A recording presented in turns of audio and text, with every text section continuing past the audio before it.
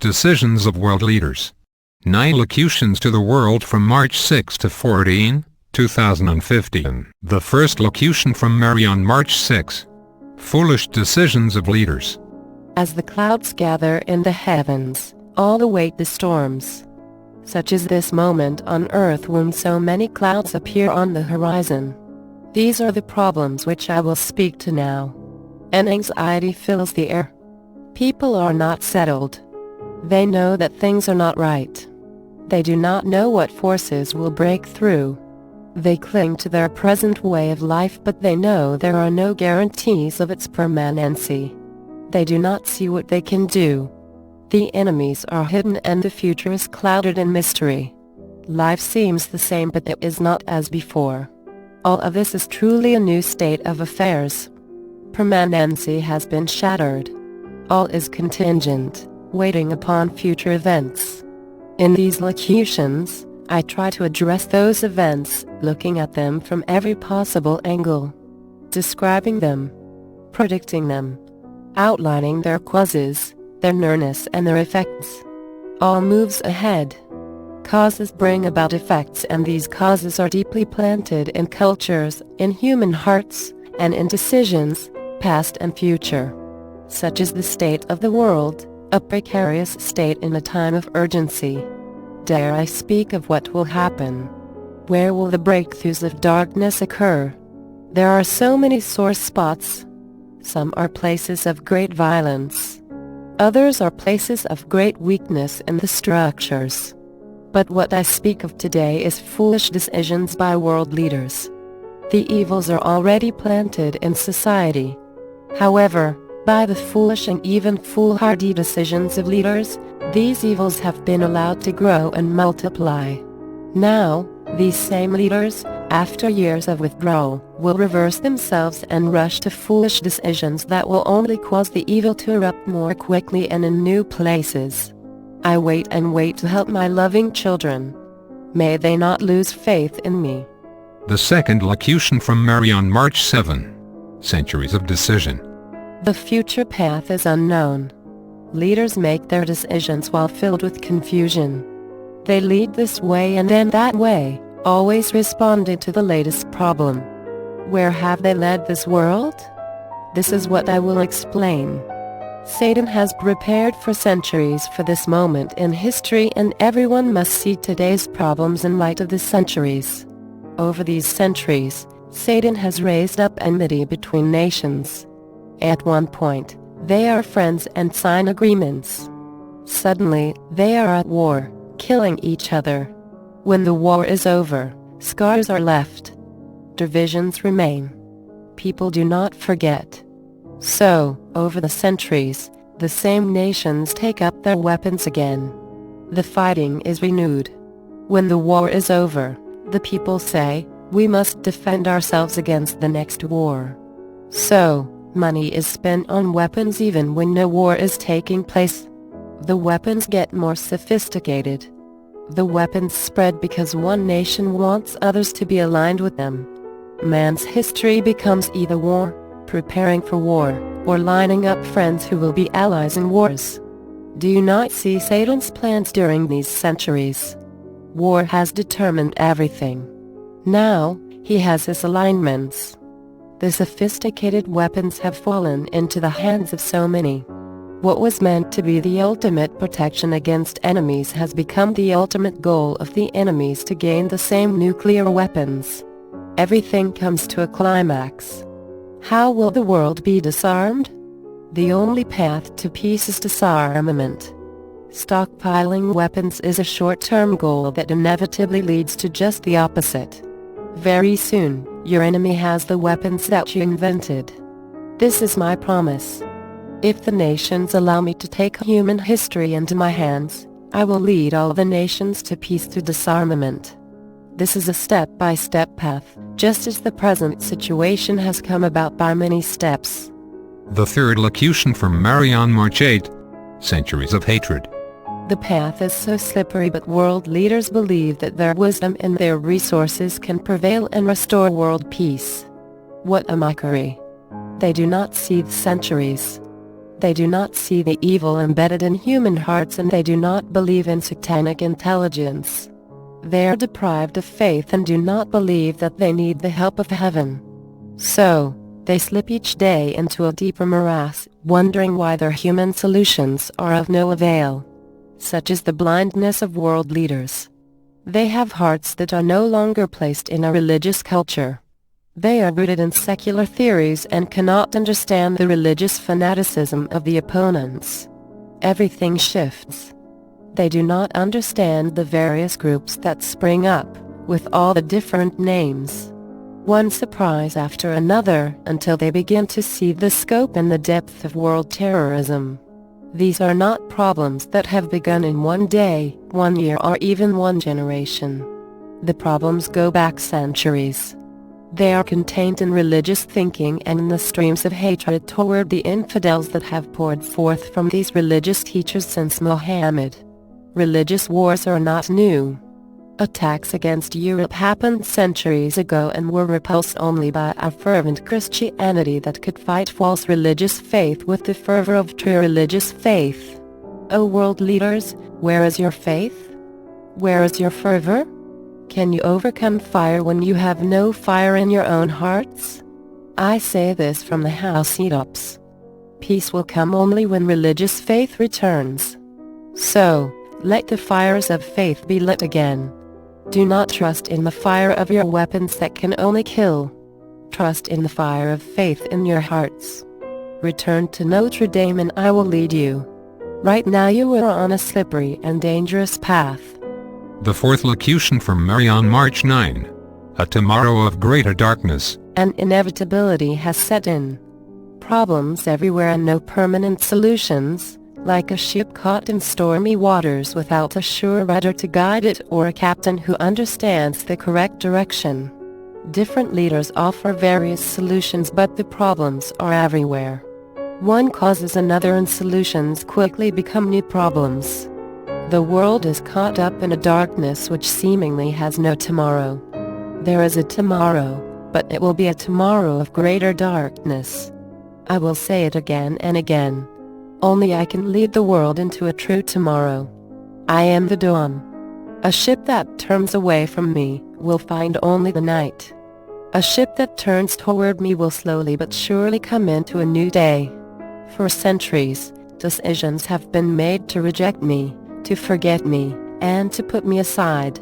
Even though I constantly intervened, appearing in many places with my saving messages, no one listened. So, the great darkness has descended and will continue to descend. Yet, my words and my promises do not change. However, time is running out. The darkness spreads and the ship plunges deeper into the night that has no tomorrow. This is the darkness of nuclear war, and the first steps take place in Iran, quickly followed by others, and the emergence of a new world power built upon the atomic bomb. This future is not far ahead. It looms already on the horizon, and world leaders foolishly turn their backs on the possibility. I speak now so the whole world knows that I see what is ahead. More important, that the world know that I love Earth, I love mankind, and I have power to slowly but surely lead the world into a true tomorrow, when this horrible night is over and the light comes. My dear children, at this point I can offer you only my words because so few believe in me. My powers have not yet been released. The fifth locution from Mary on March 10. The darkness will preach. I will speak about light and darkness, the symbols of the two kingdoms which battle for earth, a war that has been waged for many centuries and has now come to a climactic moment. All is set in place. Foolish decisions have made the world vulnerable to the kingdom of darkness. Many human hearts are bathed in darkness and dedicated to the darkness. So many others have abandoned faith, the door to light, or have never received that gift. The structures of society have been compromised by darkness, and many leaders are bathed in the greatest darkness, intent only on their own ambitions. They place themselves forth as apt leaders, when their own hearts are given over to darkness. Finally, the weapons of darkness are in the hands of so many. Anyone who sees clearly must say that the future belongs to darkness. But I promise to speak about light, as well as darkness, a light that is still hidden under a bushel basket and not yet placed on the lampstand. I speak of a light still hidden in my church, a light that I have protected, a light which will bring forth 1,000,000 other lights which also are still hidden. This is my promise. I will bring forth my hidden light and place this light on the lampstand. Then, millions of lights will suddenly appear, great lights of faith. The great darkness will already have begun and the whole world will know how much it needs my light. The darkness will actually serve my purposes. By destroying all the world's light, the darkness will preach to the world that it needs a new light. Then this new light will come forth. The sixth locution from Mary on March 11. The two economic events. The time is short and so many are unprepared. I must speak so that at least people will have heard my words and they will not be totally surprised when these events break forth. This will give hope in some direction. Before any harm takes place, there will be a sweeping away of protections. People will realize that former safeguards no longer exist. What they trusted to support them in need is no longer available. This will begin in the economic fields and in the collapse of governmental protection of currencies. This shaking of confidence will then result in actual harm. As people take steps to ensure their futures, everything will tighten up. The flow of money will be restricted. Jobs will be threatened and lost. No one will be in control. Steps will be taken that are inadequate. Only as time goes on, will people see the deep divide between what used to be and what is. This is the first stage. The changes will be long-lasting but not total or deep. People will think that the crisis is over, and that all they must do is to cut back somewhat. Many will be chastened and will try to respond by some austerity. However, all of this is just a beginning. It is the second economic shock that will bring about the deep divide, the permanent and non-reversible change that will awaken everyone to the great reality that the past years of buying without paying, of procuring without accepting the price has led to this moment. Once these two sets of economic events take place, the first set of the warnings and the second set of the actual breaking off, the world, for the first time, will truly see the path of darkness. I say this because my words will be the only light. That is why I speak. The seventh locution from Mary on March 12. Satan's attacks on the locutions. The time is short but much can still be done to rescue Earth and to restore human history to God's original plan. Two things must be done. My power and my light must be released into history and millions must receive the light that I pour out. These locutions prepare for those gifts, speaking so clearly and, each day, to many new hearers. Why have I given these words? I began over 4 years ago, knowing that the darkness was not imminent but also realizing that it would take time for this little voice to be heard. There are no visions, no apparitions, and no sight of miracles. Millions do not come and gather. Rather, all is hidden. The words are given softly and then made available. There's no advertising and no pilgrimages. The words stand alone and by themselves. Yet, these words go forth to all the world, eagerly awaited by many. This is my promise. I will continue to speak these words for years to come. Do not be discouraged if Satan tries to stop these words, to cover them over and to discontinue their going forth. He would like to take his axe and have it fall upon this work, destroying it and cutting it into so that it could never continue. When this begins, know that I have spoken ahead of time, that I have prophesied this attack, and, no matter what happens, that I will not allow this little work that I have raised up, to ever be destroyed. It is much too important to me, to the church and to the whole world. Yet, Satan will take his actions, for he would deprive the world of this light, even when every precaution is taken to preserve it. My words today, however, are not just about Satan's future attempts to destroy what I am doing here. My words are, instead, a firm promise. These locutions will remain.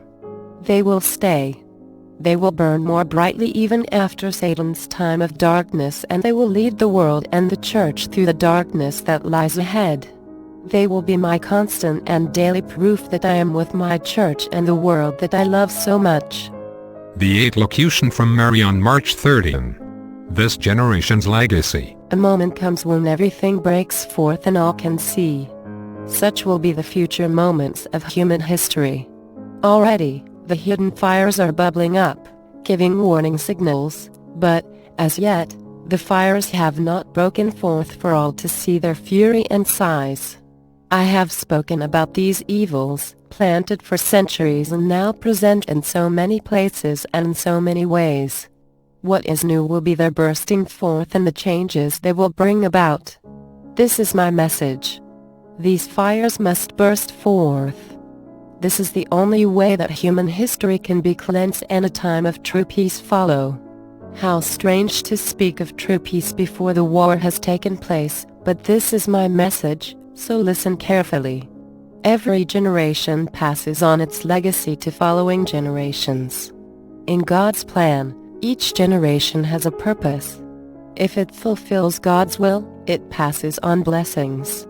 If it rejects God's plan, it passes on sin and evil, a corrupt and evil generation, as Jesus would say. What will the present generation be? That is still to be decided, but never has the question been so important. Awaken to this moment. That is why I speak so clearly. This will either be the generation in which the world is torn apart or is healed and made secure. Every generation holds its history in its own hands. This generation holds all the future generation in its hands. Such is the moment. I cannot be any clearer. Now is not the time to buy and sell, marry and give in marriage as Jesus described his generation. All must awaken to heaven. All must look to heaven and heed heaven's words. I will raise up my new messengers, with gifts and powers never seen before. I will place the light on the lampstand. I refuse to allow earth to be plunged into total darkness. Even so, I cannot remove free will. This generation, like all the others, holds history in its own hands. This generation will not pass away until all these things are fulfilled. The 9th locution from Mary on March 14. Taking the wrong path. When the ways of man diverge from God's path, then, inevitably, humanity walks into a darkness which it does not see. For a long time, mankind has left God's path. By means of great inventions, man now moves along his own path at greater speeds, and this path is traversed more quickly. In a short period of time, new technology gains greater powers for man and allows him to move even more quickly away from his Creator. Mankind creates its own world, putting together what might even be called a new creation, far removed from God and reflecting a humanity dedicated only to itself. Such is the present state of the world, which is filled with technology and empty of faith, a world that teeters on the brink of collapse. These are the problems which I will describe. God created a human person to live on earth, to increase and multiply and to bring forth the fruitfulness of the earth, where all enjoy its benefits, so that everyone could see the goodness of God and give to God worship and thanksgiving. When mankind sees God as the source of all blessings and gives thanks, all is kept safe. Mankind has diverged from this path. The powerful ascribe the blessings to their own efforts. They reject God. They build a world where many are poor. They protect themselves by weapons. Inevitably, distinct classes arise: rich and poor, powerful and weak. Hatred and envy gain adherents. At the same time, powerful weapons are invented and economic structures grow more complicated. The world and its systems move to the point of no return, when no force or power can bring them back from the brink. This is my vision that I share with all. Who can dispute with me? Who can say it is any different? Only two options exist. Either mankind continues on this road without God that leads to untold destruction, or mankind turns back. What voice is loud enough and what force is powerful enough to turn man back? What human person, no matter how holy or how intelligent, can reverse the path of centuries? Only the woman can do this. Place all your faith in the woman and prepare for that moment when she takes the center stage. The Father has given me this task.